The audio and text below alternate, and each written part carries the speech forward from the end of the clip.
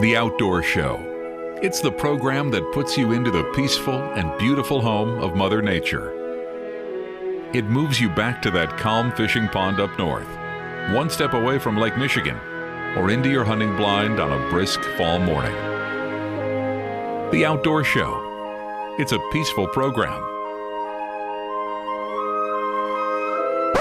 This is not your mother's outdoor show.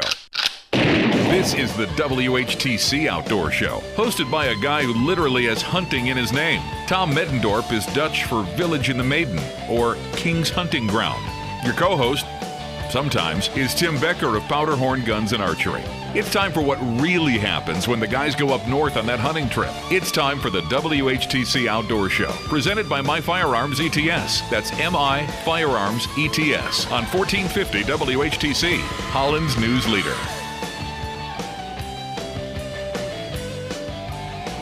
Good morning. Welcome to the Outdoor Show. I'm Tom Meddendorp. Captain Tim Becker from Powderhorn Guns and Archery is here today. There we go. Now you got it. He's a sometimes co-host, but he's here today. This is 3 weeks in a row? This is astonishing. Mm-hmm. And we're here with Jeff Beyer. Jeff Beyer is fly fisherman extraordinaire. How are you this morning, Jeff? Well, you're very kind, though. Well, you know, when you don't know a lot of fly fishermen, anyone you meet is a good one. Absolutely. That's true. I'll keep the title. Good. We'll have a shirt for you next time.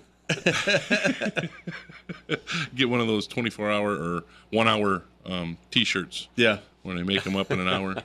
Fly fisherman extraordinaire. Is that what 1-hour T-shirt means? They make it up in an hour, Tom? Goodness, buddy. Wow. It's going to be that day, isn't it? He started in on me this morning. It's a good thing I got my Biggby coffee. I'd say. Got my Biggby coffee. I'm getting ready to go. Mm-hmm. You notice I don't have mine. Yeah, I know. Buy your own. Oh! Well, now that there's one right across the road from me, I guess I can. This is true. This is true right there on Douglas Avenue. You got it. Of course, I kind of figured you didn't want hot cocoa this morning. Sure I do. Every day's good for that. I'm wearing long sleeves today, too. Yeah, what's up with that? Boycotting the heat. Boycotting the heat, so wear long sleeves. It's not going to happen. Okay. Boy, was it hot yesterday. Oh yeah. Yeah. I'm going to put that AC down to about 35 at Powderhorn. So anybody that's sick of the heat, come hang out with me. I'll see you as soon as I'm done laying block today. Oh. Tom? I got a crew coming over. We're laying block. I had to finish. Are you going to supervise? Well, I hope. Yeah. I hope that's all I'm going to do. Because men of your age shouldn't be out in the heat. I did some of the fill operation, and I had to dig back down a couple of feet of sand, wide enough for the footing in order to finish doing the front wall where I didn't want to drive over with the skid steer. That's right. You're in the skid steer. He's got that fan running on him. Yeah, there's no skid steer today, my friend. Oh. And last night, I had to shovel that. Well, it was about 20 feet, a couple feet deep, couple feet wide, and it was pretty compacted from driving over top of it with the skid steer. I bet, yeah. I was sweating last night. Mm-hmm. I waited because I didn't do it early in the morning because I had been doing blueberry runs and everything else.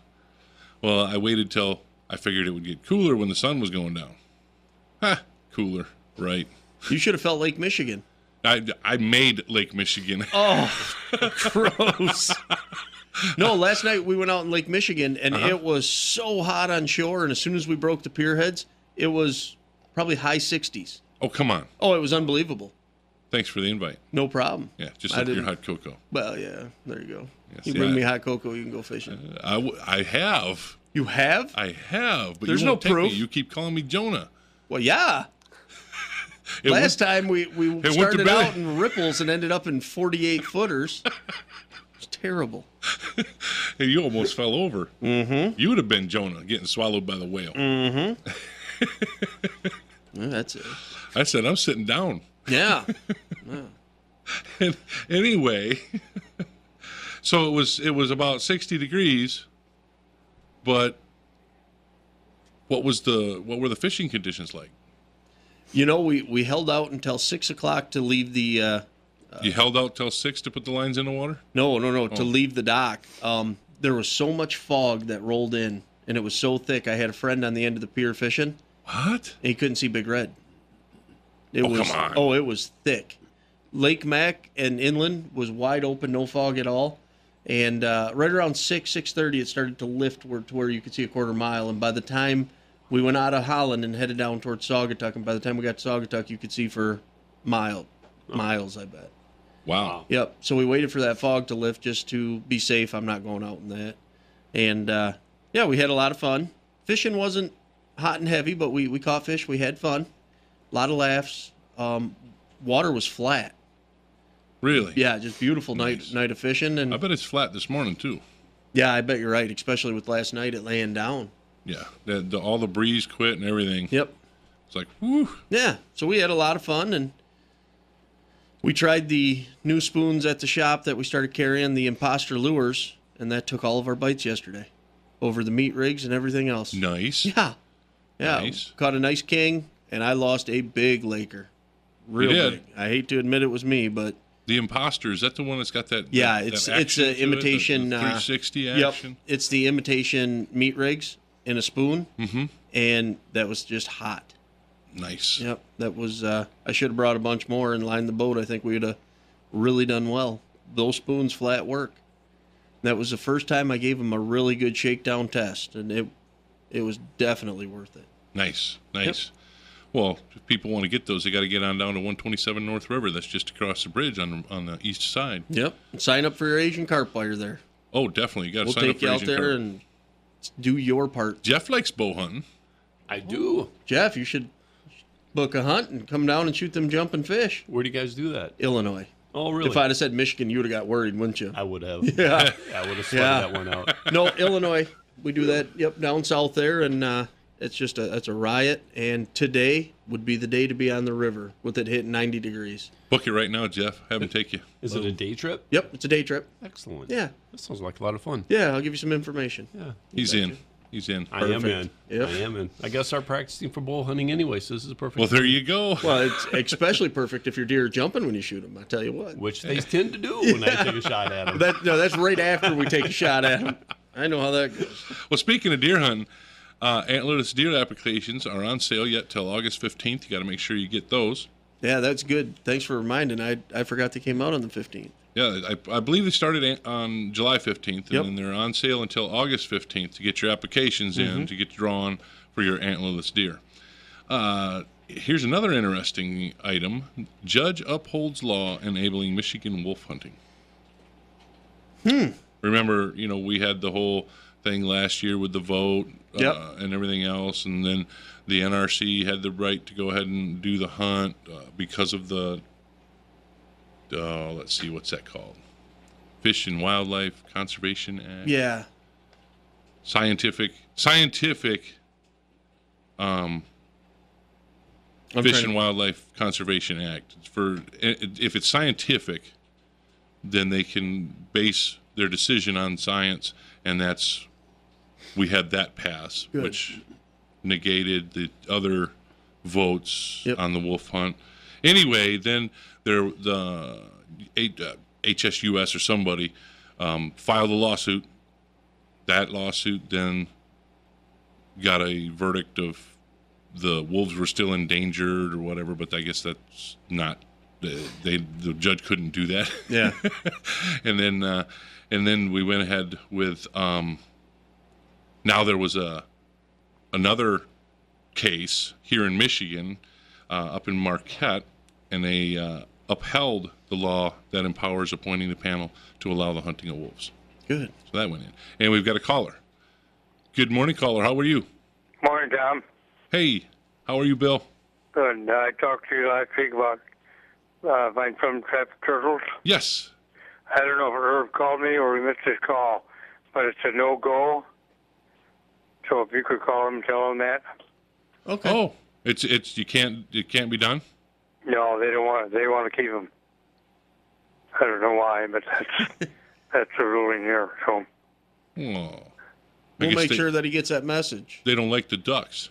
yeah, he might have called. We missed the call, so I thought if you could call him back and. I will. I'll make sure I let them know that getting It's a no-go. Getting the turtles out of there is a no-go. Yeah. All righty. Okay. Well, Thanks, Tom. thank you very much, Bill. Appreciate Thanks, it. Bill. Yeah, that's kind of a bummer. The turtle probably took Yeah. the ducks, and now they don't have the ducks to hang around. So, Yeah. but anyway, that's everybody's private property rights, right? Yep. Anyhow, the Scientific Fish and Wildlife Conservation Act has been upheld, and there will be setting up for another wolf hunt. This year? I don't know that. Not yet. I don't know yet. They probably know, but I don't. I hope they know. And I hope it's yes. Yeah. Well, and here's some bad news. Michigan confirms a second case of CWD, chronic wasting disease. Neurological disease. Dang. In our deer. It's a second free-ranging white-tailed deer. Is it the same county? It was a male this time. Yes, Ingham County. It was the second one in Ingham County. And let's see here. Quote, finding the second positive deer is disappointing, however, not unexpected. That was what came from the DNR. We will continue with our aggressive surveillance throughout the summer and fall with the assistance of hunters. We hope to determine the distribution of this disease.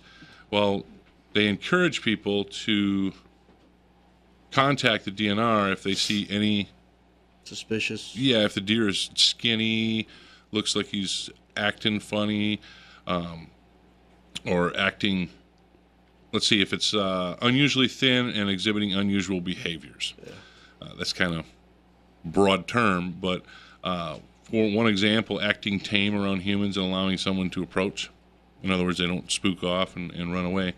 Anyway, they want you to report that. Wildlife Disease Lab, 517-336-5030. That's 517-336-5030. If you didn't get a chance to write that down, you can catch it online at our podcast. And make sure people are watching for this, because big time. What's it going to mean for us with the spread of CWD? Oh, it'd be terrible. That'd be not good for our hunting here in Michigan. You know, that also sounds like that blue tongue that hits the ear when it gets hot, that episodic hemorrhage. Yeah. Oh, the EHD? See, but my experience with that blue tongue is they won't let you approach them and whatnot. My farm in Illinois had a big case of it. Oh. And about a year later, it was the next year that I really started noticing it. Your antler growth got terrible. It would be really, really thin, and their noses would about triple in size. Really? Because you're talking about that blue tongue where they get that out of the water sources, right? Yeah. Yep. You find them down by the water. Yep. So they want to cool off because their body temperature goes so high. Yeah. That's the EHD, the episodic hemorrhagic disease. Yeah, it's blue tongue is just slightly different from that. It is different. Yeah, I believe it's just slightly different, but it has almost the same effects. Okay. Yeah. Alrighty. Well, we're going to take a short break here. The Outdoor Show is brought to you by Westenbrook Mower, where they service what they sell. All units are ready to use when they leave the store, and Westenbrook submits your warranty information so you don't have to. Stop into the Holland or the Genesis store. Check them out on your computer at westenbrookmower.com or call them at 616-396-5733. Lines are open. Give us a call, 395-1450. We'll be back here shortly on the Outdoor Show.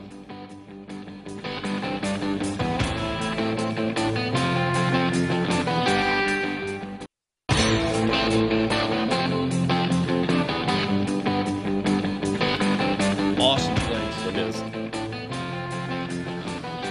Welcome back to the Outdoor Show, brought to you by the Farmers Co-op Elevator in Hudsonville. It's your food plot headquarters, with over 40 different seed varieties to choose from, providing in-house soil testing as well as fertilizers, lime, and equipment to plant, maintain, and get maximum performance out of your food plot. Visit the Farmers Co-op at 3302 Prospect Street in Hudsonville. For a complete list of products and services, check them out online at fcelevator.com. I kind of changed that up as to where I was going to put that read today, because they're going to have the second annual food plot field day. Oh, good. It's going to be it'll be Saturday, August 15th, and it's just going to be 9 till noon, and it's going to be at the Farmers Co-op, the Vriesland Agronomy Center at 2324 64th Street, and we've been invited to come back out again. Oh, yeah. After last time, I didn't know if they'd ever invite us back again, you know, the way you were acting. Well, the people that came to see me, I understand. Yeah, that was a fun morning, though. It was. Out there. That's a really cool place. and they've got the food plots all set up again, so you can check out the different food plots Yep. and how that all works. And it's Saturday, August 15th, starting from at 9 and go until noon. Nice. Plus, you can stop into the country store and I grab was some pig in the just blankets. thinking of that. We had breakfast there, and that was great. You like those pig in the blankets, Oh, don't you? Yeah. Well, I tell you, we talked about it. Our newest sponsor, no longer new sponsor, but newest sponsor, Newest, yeah. is Earth Solutions. And Earth Solutions provides, they clear and prep the sites for food plots. With Earth Solutions, you get your site all cleared, prepped, ready to go. Then you can get on over to the co-op to get your seed and so on in order to put it in. But not only will they clear and prep your site for food plots, but they can clear and grub for shooting lanes. And they'll even put in driveways of crushed concrete or crushed asphalt for you. And stump grinding. I got to get a hold of him. I got a stump. You got a stump? Yep, hit it again last night. Did you really? Yep. You did everything last night. Well, that was backing the boat back in. It's right in the middle of where I put the boat. So it's time to take that away. I'm thinking, stump grinders don't work under the water. Oh, why not? And you ran into the stump again? Yeah. You backing the boat in on the trailer, folks. Yeah, Just so you don't yeah. get confused by my Backing the boat my in strange behind or thoughts. beside my house, and there's a stump there that it's not that big, but it needs to come out. And I was thinking about that last night when I hit it. I thought I got to call him and get this. Got to call and get that taken care of. What's his phone number? 616-566-0390. Nice. We're gonna give him a call. See how that works? Yeah.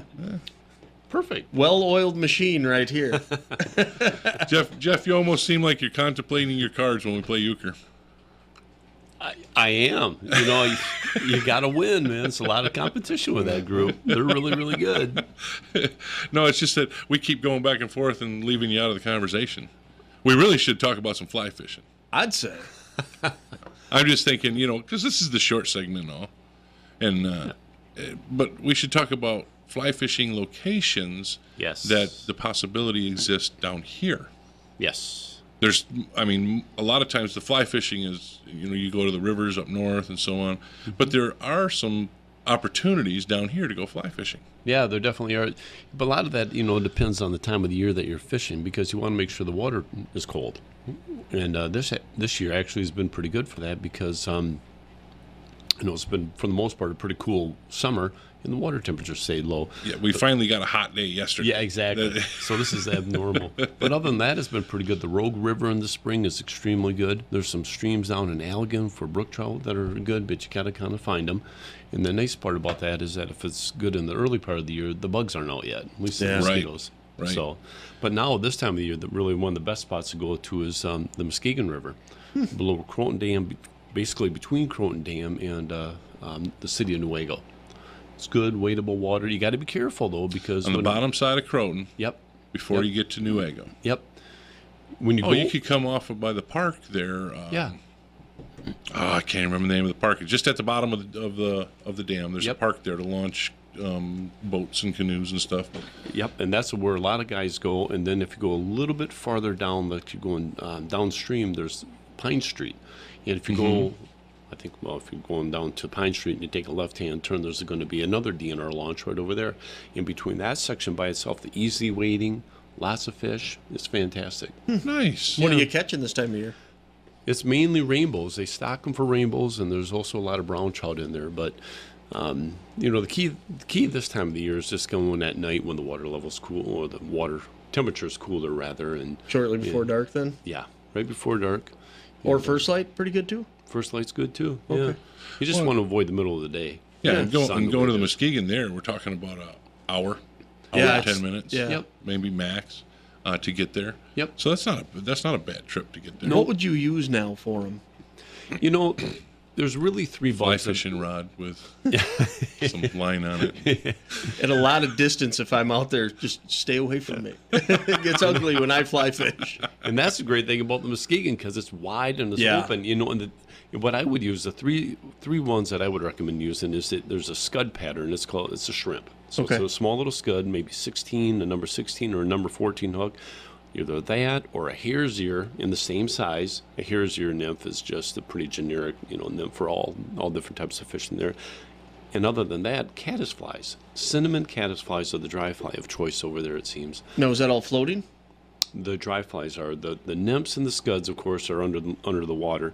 And that's what we kind of start with. And a lot of times, even when the hatch is going, we'll still fish nymphs through it, and we'll just hammer them all night long. It's fantastic. No kidding. Yeah. The thing about the Muskegon you got to keep an eye on, though, is it's big and it's wide, and it's good for wading when the water level's good, but you got to really be careful with the stream flow.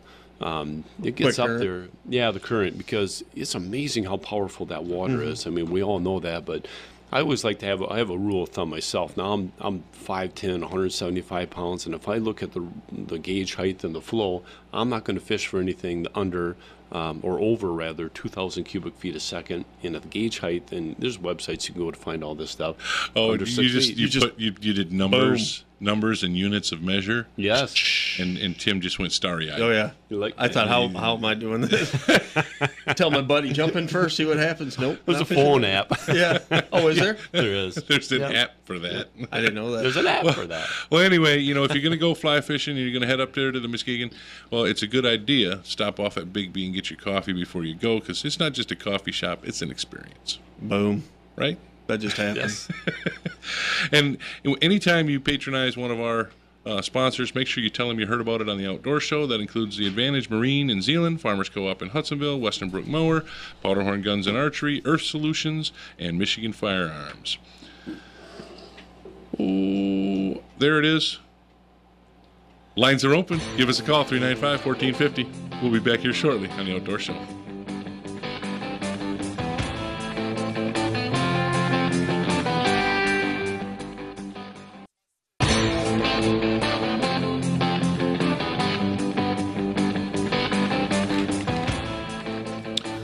Welcome back to the Outdoor Show, brought to you by Powderhorn Guns and Archery, for all your arrow knocking, gun cocking, fish hooking, flag waving, stand up and sing God Bless America hunting and fishing needs. Lines are open. Give us a call, 395-1450. We're back, ready to answer your questions right here on the Outdoor Show.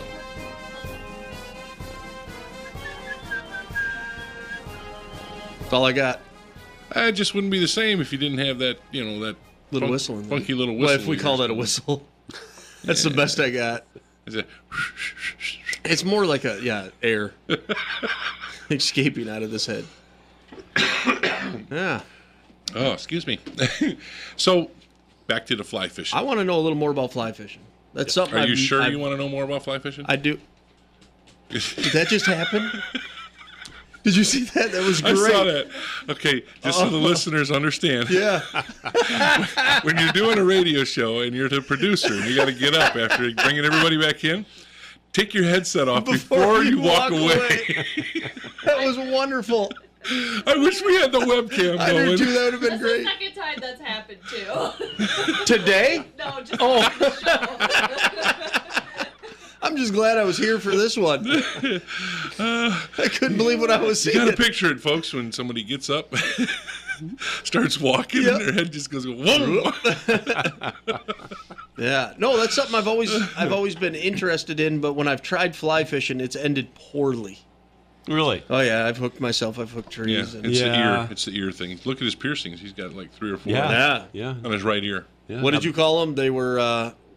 nymphs? Yes. Caddisflies? Yes. Caddisflies and a hare's ear nymph. Hare's ear. Yeah. 90% of the fish, of the feeding that these trout do is underwater, so most of their fishing, is underwater. Okay. Now, is that a deep diving? I mean, does that bounce on the bottom, or does that only go a couple inches under?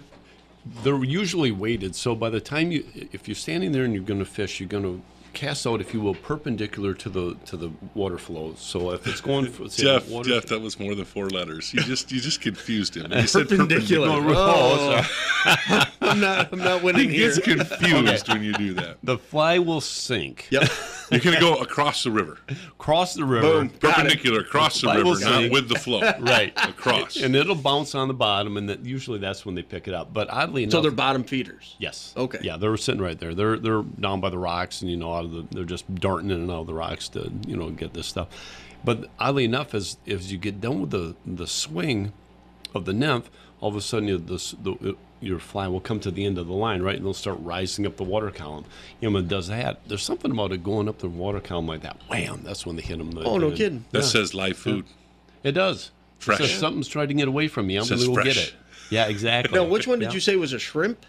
It's called the scud pattern, and you buy these hooks when you tie them. You buy these hooks that are kind of almost half circle in nature. Okay. And there's these fly recipes for them, and basically you tie it so you have a ball of dubbing on the hook itself, and you cover it with a little plastic shell, and or a little piece of plastic rather, and you wrap it up with some lead, really thin lead line. And that's going to cause the ribbing effect. And does that also cause the sinking, that lead line? And that causes sinking, yeah. Okay. And then you get, before you get done with the fly, you get a little, like a pin, and you kind of pull out the fibers, so it kind of looks like those little legs. Yeah, of a little shrimp legs like that. hanging down. Yep. And it's amazing how that works. No kidding. Yeah. That's pretty awesome. Yep. I know that there's a lot of skill and a lot of patience behind that fly fishing. You know, I have a lot of my friends that go fishing that are either bass fishermen, salmon fishermen, that type of thing, and I think that's the worst thing to make people a little bit intimidated about, because they go, it's really tough.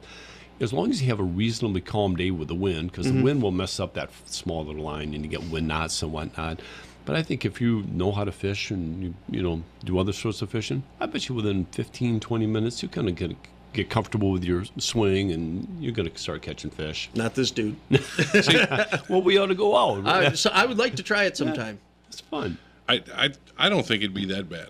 I think being patient. I mean, I'm real patient when I fish because I fish. I'm not a catcherman. I'm a fisherman. I believe that. See, Jeff and I over here, we're catchermen. Yeah. We like to eat.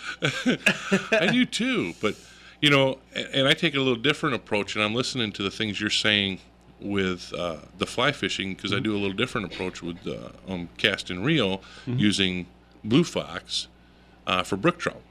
Yeah.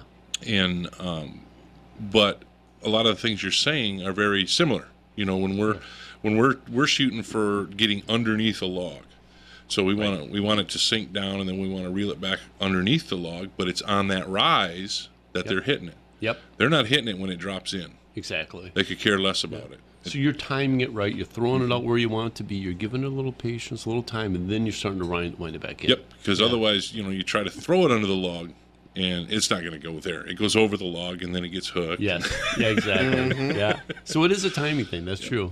Yep. Yeah, and it's just being patient with what you're doing. So to do the fly fishing, I think there's some great technique to the back and forth. Yes. Yeah. In order to get things to go where you want them to go. But that's how you get it to stretch out with that super light line, right? Yeah.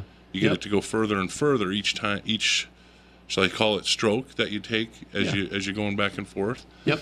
And it also dries out the fly too, which is kind of nice if you want it to ride on the surface. Right. Because the wind whipping back and forth. And that's just, we're talking about fishing over on the Muskegon River. Of course, that's big and wide, and you got a lot, you got opportunity to do that. But if you went some of these other rivers, the Osable, the Pure Marquette, stuff like that, well, that's a lot tighter. So now, because it's a lot tighter, you're obviously not going to be able to shoot out as much line as you normally would. And that actually is going to be to your benefit, because even though you got to watch the trees and whatnot on your back cast, less line is easier to manage. Right. Right. Now, are you sight fishing, or is this just kind of a spot cast? Well, it's mostly sight fishing, especially when it's when you see risers. Okay. Fish are going for it. That's always fun. Okay. Yeah. But then the challenge there, you can see a fish that you want to get, so you got to be. This is why I think fly fishing is kind of fun. I personally like it a lot, because it's to me it kind of combines hunting and fishing a little bit. And when I go to the Osable River, it's out in the middle of the woods, and it's beautiful, and all I have to do is put on a pair of waders. Yeah, right. It's warm. It's not 20 degrees out. Exactly. Right. It's not 5 a.m. This is true. So you see the fish you want to catch, and then it's just a matter of sneaking up on it properly, because they can hear you coming. Unless you're. Well, same thing when we're throwing blue fox number twos, walking on the bank. Yeah. They know when you're walking on the bank. If you don't walk lightly, they're not gonna. They do. They're not gonna do anything. In the beautiful water that's in these trout streams, that's clear and everything, silt and sand and all you're bouncing around, it can disturb them pretty good. So, you practicing your cast, getting it just right, seeing them rise, that's really cool. No, does it make difference then when you're saying It's about the silt and art, sand? Tim. It's the art. It's not just the final shot. That's where I'm going to fall short. Yeah. Tim will go fly fishing with a shotgun slung over his back so he can shoot the shotgun at the fish after he can't get with the fly rod. I catch big fish. We're going to need a bigger boat. I just think about that. Not grumpy old men. What is it? Secondhand Lions. It's a movie where they're sitting there. I've heard a lot about that movie. You haven't never seen that movie? No, me neither. Was it you that has talked about it? Said Probably. it's your favorite? Oh, I love that. Well, no, I don't know if it's my favorite, but I just like the movie. Yeah. Because they're shooting catfish in the pond. Oh. And there are a couple of old men. One says, "I'll cover him. You reload." I just think about you and a shotgun. Which we here at the fish. Outdoor Show do not suggest you do. No. Don't go shooting Put fish. your disclaimer in there. Yeah, gotta have It the is not like disclaimer. shooting fish in a barrel. Yeah, we're just talking about a movie, folks. Come on now. Really, make believe. But so you know- what I was going to ask Tom, Okay, I'm yeah, sorry, go let me ahead. jump in. When you were talking about silt and whatnot, do you normally position yourself? I'm trying to think here. downstream or upstream? Downstream of where you're going to fish, so I'm that the gonna mud be- blows past you instead of past the fish? I'm going to be upstream of the fish that I'm going after, but I'm going to be in the other side of the river. And Oh, I'm gonna he's move getting fancy really now. Slow, really So are you slow. looking, how do you know what side of the river to go to? Trigonomic functions. That's a big word. Holy I do a cow. lot I'm of gonna have to go home and trigonometry nap. on the screen. Oh, no. I mean, do you see him rising? Is that your Yeah. best way of finding him, or can you see him swimming? You can't see him swimming, but you can. When you see him rising, then you just position yourself Position, accordingly. yeah. Because you got to be almost on top of them with polarized glasses to see them. Yeah. But Yep. the rise, when you see the water, I mean, that's something you see on the surface. Yeah. And that's a lot easier. What about when right? the kings are in the river? Do you fish them then? I haven't gone steelhead fishing or salmon fishing on the river for that. Oh, really? So No. you're mainly the browns and the... Yeah, me and the small one. You know, the best way to find a fish on, that's rising is you got to go to the water and just give it time and just figure out what's going on in the water. It's always fun to have a watch the cigar, water. give it time. Have a cigar, chill out. There you go. Oh, there's one. I'll get him in a minute. Well, and I'll if get to you when I can. well, if you do any, canoeing or kayaking, to float down the river and just watch so you can see what it looks like when the fish rise up, right? Yeah.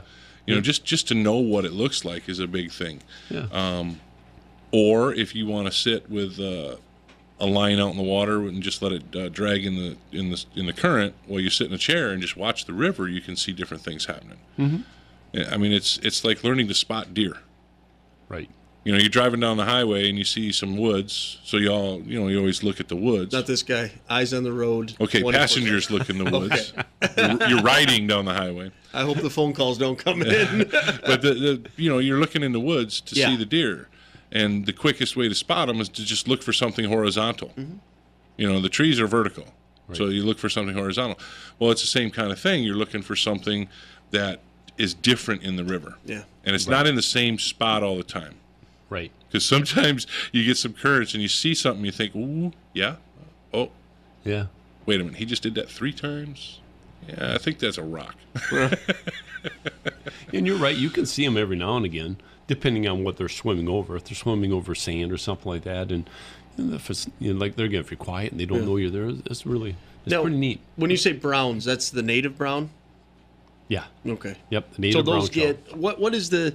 I get this asked quite a bit at the shop, and I'm not a river fisherman. Mm-hmm. What is your size limits, and what should you expect as a good eater out of those? Oh, that's a really good question. Let's talk about that when we come back. Okay. Sounds good. And if you don't want to walk in the river, but you want to have a boat, you want to go out on the big water like Captain Tim does. Boom.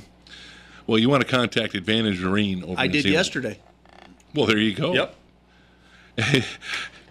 You contact Advantage Marine in Zealand with competitive prices and personalized service to meet all your needs, repair, storage, winterizing, parts, and more. Call Advantage Marine in Zealand at 616-748-9235 or stop in and see Dave at 8755 Riley Street in Zealand. That's at the corner of 88th and Riley on the northeast side of Zealand. Lines are open. Give us a call, 395-1450. We'll be back here shortly on The Outdoor Show.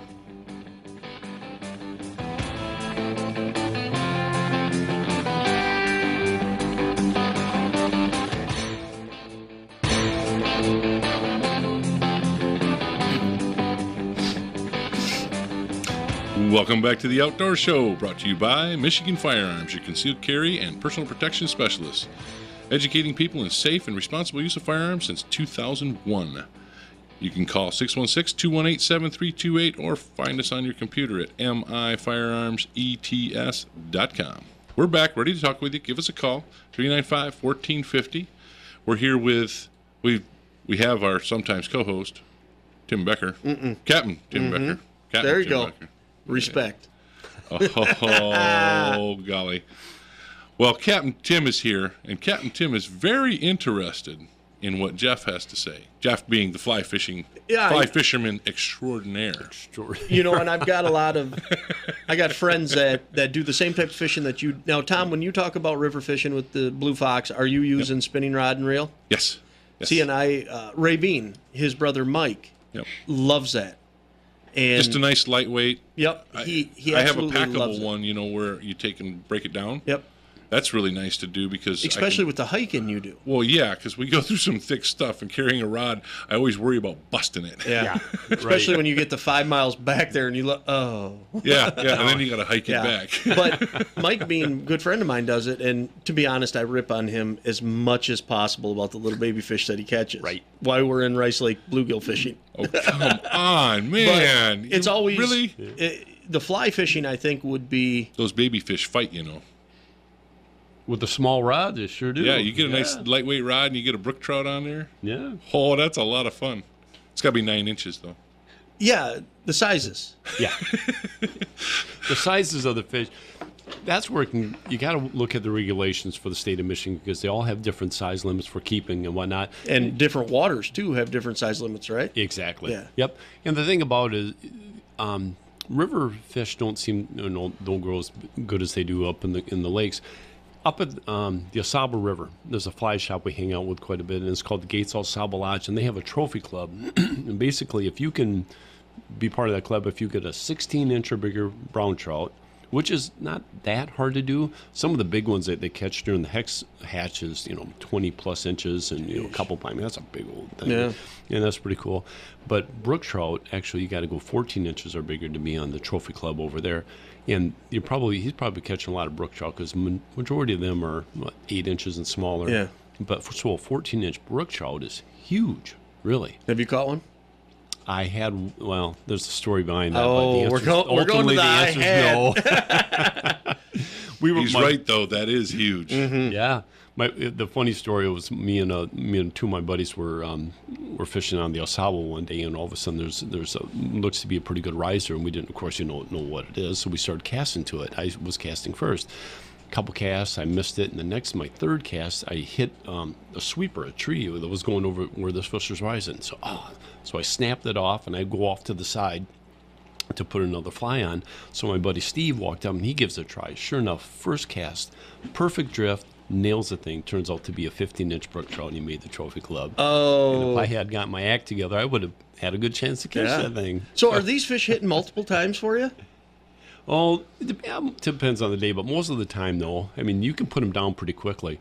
And that's really the scary, funny thing about fly fishing. You better have a pretty good drift. You better make sure your bug comes first, because if your loop of a line comes and all of a sudden the bug trails behind it, they're going to see that shadow. They're going to see that, and they're going to spook. So it's more than just casting the line out and hoping for the best. Yeah, you got to really be aware. All right. That's why I troll Lake Michigan. I was just thinking, a lot of people say, well, fly fishing is expensive. I don't know that it's expensive. You can get started with a fly fishing kit. Yeah. For what? It's like $110 maybe? Probably. Something that would like include a good rod, the reel, the backing, the fly line. The only thing you need to do is buy a leader and a fly. Yeah. And then some old tennis shoes and jeans. Exactly. You don't have to have waders to get going. You can start with some old tennis shoes. You don't want to go barefoot in the river. It's going to be difficult walking and stuff. But some old tennis shoes that have a decent sole on them. Yep. You're going to get wet feet, but if you're only going to go for a couple hours, right, it's not that bad. It's called wet wading, and you do that this time of the year when the water temperature's warm enough. Yeah, so you don't. But even then, so your feet don't freeze and turn into stumps down on the bottom and tonk tonk. even that, if you go a couple of times and you like it, and you spend another $100 or so on a good pair of waders, they'll last for years. So, and you don't have to buy gas. You don't got to have a boat. I mean, all that. Or even stuff. you could get a little cheaper and go with hip boots if you're not going to wade in deep rivers. Right. You don't have to have chest waders. You can go with hip boots. Yep. But I was thinking the comparison. Think about how much you spend when you get out on the water, Tim, and you're looking for the salmon and so on. You look at it even besides salmon, bluegill. You get on your boat, every time you run that boat, it's costing you money. Well, mine's 12 feet, and I got those two motors, with my... Oh, those are those. One on each side. Right-handed. One horsepower apiece, yeah. Ooh, 1 horsepower each. Yeah. Ooh. Yeah, we're talking now. I have 16. Because 1 horsepower is 1 minute lifting 33,000 pounds for 1 foot in 1 minute. Yeah, see? Just imagine if one arm could lift 33,000 pounds, even if it takes 1 minute. Oh, yours to go can't? 1 hour. Yeah. See, Jeff and I, we don't got a problem with that. Piece of cake. But no, I'm just kidding. But I was just thinking about that. People tell me that it's expensive to go fly fishing. Well, how is it expensive? It's not really expensive. It all depends on how you're going to do it. It's expensive when I do it because it will end up in trees, my back, everywhere else. I got to keep buying new stuff. Well, maybe what you should do is you should set up at the store to have a fly fishing casting workshop With the extraordinaire. Now we're talking. That'd be fun. It's amazing to me how many people come in looking for fly fishing stuff. You could have a little workshop on how to cast. You could have a little workshop on how to tie a fly. Yep. You have a little workshop on how to locate the fish. Yep.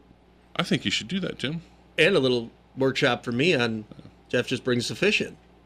That's true too. Talk about grilling. You got it. No, I think fly fishing is something everybody should try. And you can do it for more than just trout. You can do it for bluegills and stuff like that in ponds. So when they're on their beds. And I know you've done that before too, Tom. So that's a good. And kids like it. There's something visual about having the fish take something on the surface.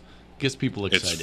It's fun. And the kids love it too. And funny you say that. You're 100% right. When we're up in Canada the first week of June, Mike Mooney, who is my dad's fishing partner up there, him and I, and even my father-in-law this year, would go any time of the day, and we'd go right to where we launch our boat right outside of camp, and he would have a topwater popper, and we would cast it right offshore. And I'll tell you what, Mr. Mooney, he can do all right. He would, I think it was 5 days in a row, every first cast he caught a fish on that topwater, and it would be smallies or pike. Yeah. And nice. The very first day he took his first cast, and he had one hit and missed it. So he said, all right, it's your turn. I threw it out, and I caught like a 18, 19-inch smallie on the first cast. Yeah, but, I mean, we're just catching... hammered it on the surface. surface. And what a riot seeing pike and smallmouth hit the surface. Yeah. It's a blast, and you're standing on shore just having fun. Yep. Who would not like that? Exactly. And I got to admit, I got outfished, not just a little bit, but terribly, every time he casted. Well, talking about that, we were in school up at Ferris, and we went on the Muskegon, but we went above the Rogers Heights Dam. Yeah. And there's some waters in there, in the backwaters, that are great for smallmouth and largemouth. Anyway, one of my classmates and I, we took the boat and we went up on there, and he fly fished right off the boat. The bass boat's got a nice deck so that you do your fly fishing, but I fished doing cast and reel, and with different spinner baits and stuff, and then he was fly fishing, and he got more smallies than I did largemouth. No kidding. Oh yeah, that'd be fun on a fly rod. And it was a lot of fun. It was definitely a lot of fun. I had fun just watching. Yeah, him. I wouldn't have. I said you start handing that rod over as soon as you hook him. I stopped casting and reeling and watched him. Yeah. Anyway, thanks Jeff for coming in. Thank you, Jeff. Thank you. We'll talk to you all next week right here on the Outdoor Show.